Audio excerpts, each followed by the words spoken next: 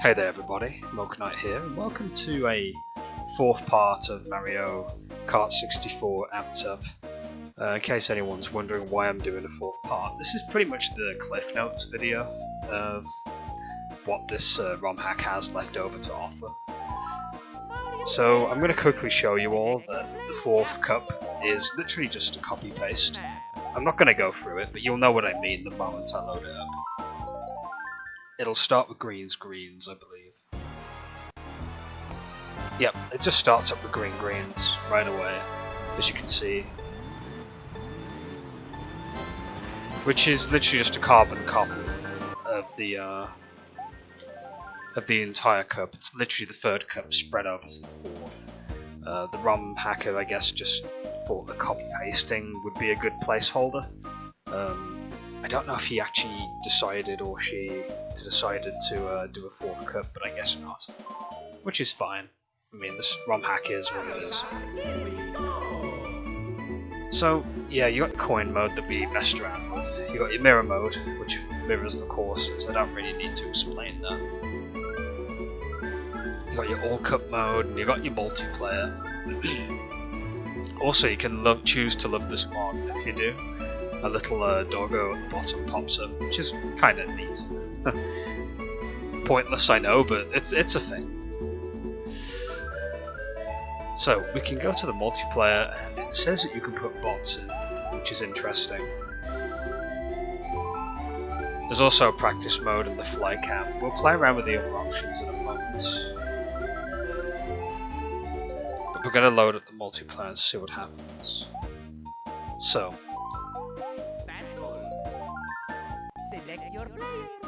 So yeah, as you can see, player 2 is already selected.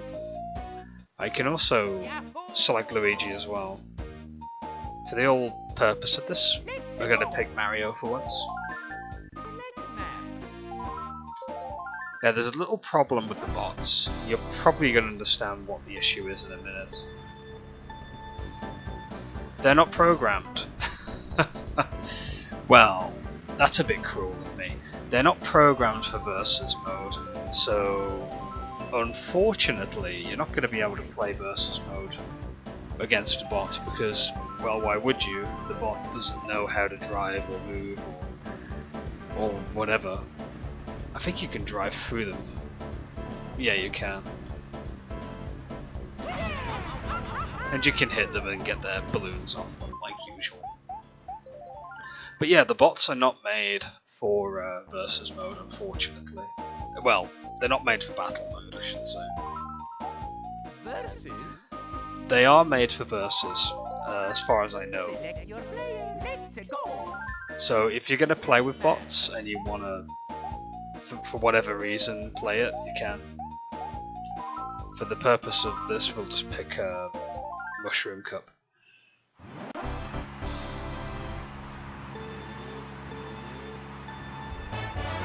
And there you go, the bot is working. And of course you got the bombs that pop up.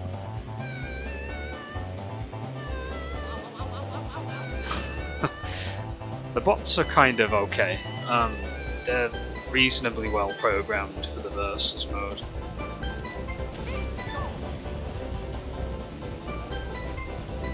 I don't know what their difficulty is set to by default, so I'm assuming easy. It feels too easy right now, but I could be wrong on that. So yeah, the good thing about Amped Up is that you can play against the bots in the versus mode if you so wish. They're not the most solidly programmed bots in the world, but they function well enough. Also, you get to see how the AI handles itself with banding, essentially, as well as the using items. Unfortunately, they're only programmed to use like basic items. I've yet to see one of them use a red shell. It's mainly just stars and thunderbolts, I have noticed.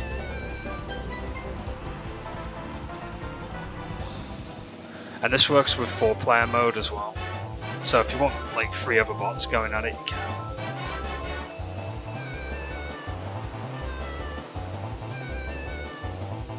And the same thing will happen for the battle mode, by the way. They'll all just stand there. They do not know what to do at all with battle mode.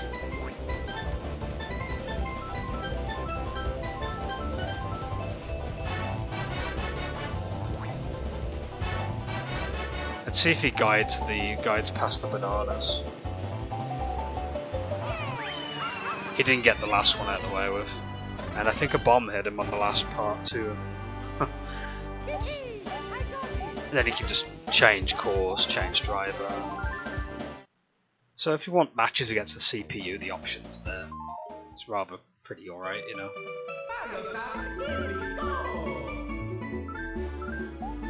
You just put it to regular as well if you just want, you know, IRL people playing with you as well. Right, we're going to go over some of the other options. We've got some mod options here. I don't know what flycam is. We're going to have a go at that.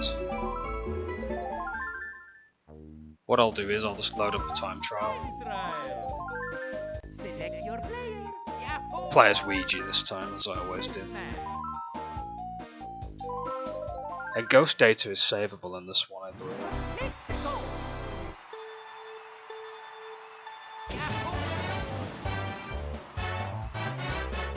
Ah, so this is what flycam looks like. That's wild. That's crazy. So it's basically a flying camera mode, which is kind of cool. So if you want to take screenshots and stuff, you can. You probably go out of bounds and do all sorts of wild stuff. You can even display sections that you're in, I think. Can you change the speed? Oh, you can, there we go. You can have super slow speed. You can put the increments up to like, what's the maximum increment? Probably 999. Oh my lord, what's going on? I think I've gone out of bounds. Yeah, I've gone out of bounds by the looks of it. That's absolutely chaotic and I love every minute of it. So yeah, there's a flycam function, so if you want to fly around the courses and take screenshots, there's an option there to do it. Right, I don't know what details an input display do. I know what input means like what buttons you're pressing. But I'm just wondering what details does.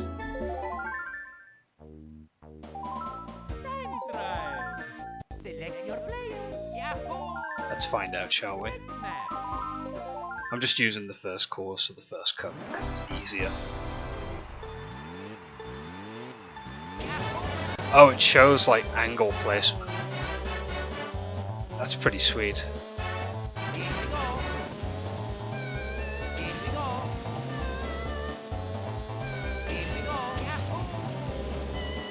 And input is just the joystick input, so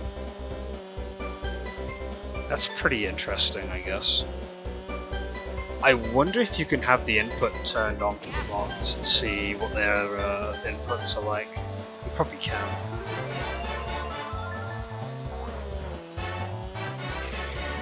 So yeah, these are like where you're based, and they're basically coordinates for the map, which is kind of cool.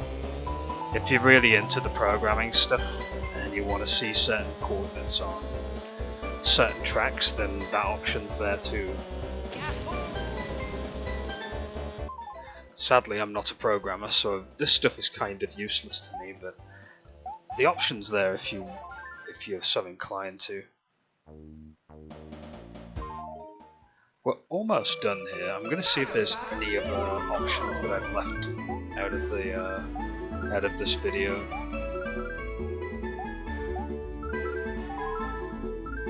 You got your widescreen. We all know what widescreen does. It makes it look like you're playing it on a widescreen TV. You can turn off the anti-aliasing. You can change the game's tempo as well. From console to emulator, I don't know what this is going to do. What we'll do is we'll turn these on and turn off the anti-aliasing. and see what that does. I mean, I'm not too sure. I mean, it's probably going to be very underwhelming, but we'll have a look.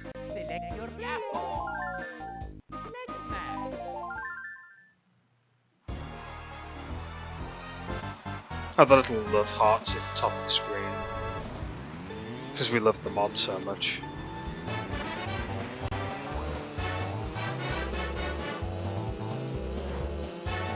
Well, the draw distance is extended more.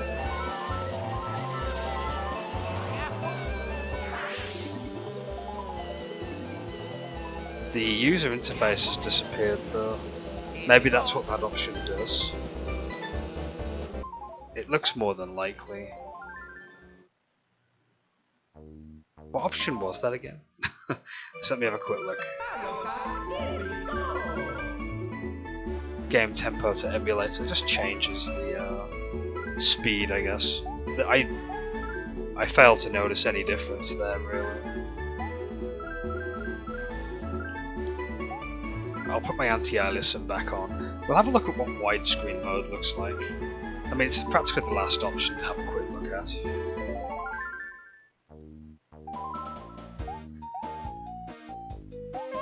Do this in time trial.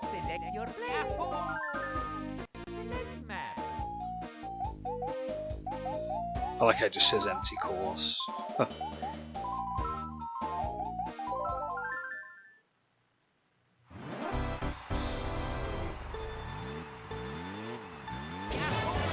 So that's what widescreen mode looks like. It's sort of squished the game a little bit. I guess maybe my TV probably isn't well suited for this kind of look. But if you've got a bigger TV and you want it to look a bit more wider per se, the option's there, I guess. On my screen it makes the game look squished.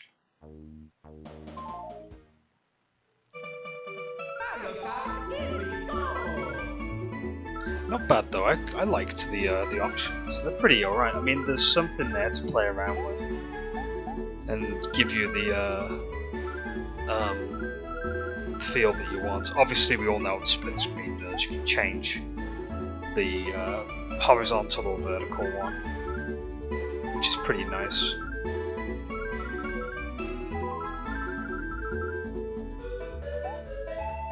If you say no, you have like a brown filter. That's kind of funny. And if you just leave it to default, that's fine. Racer stats, we know what that already does. It changes everyone to the same weight.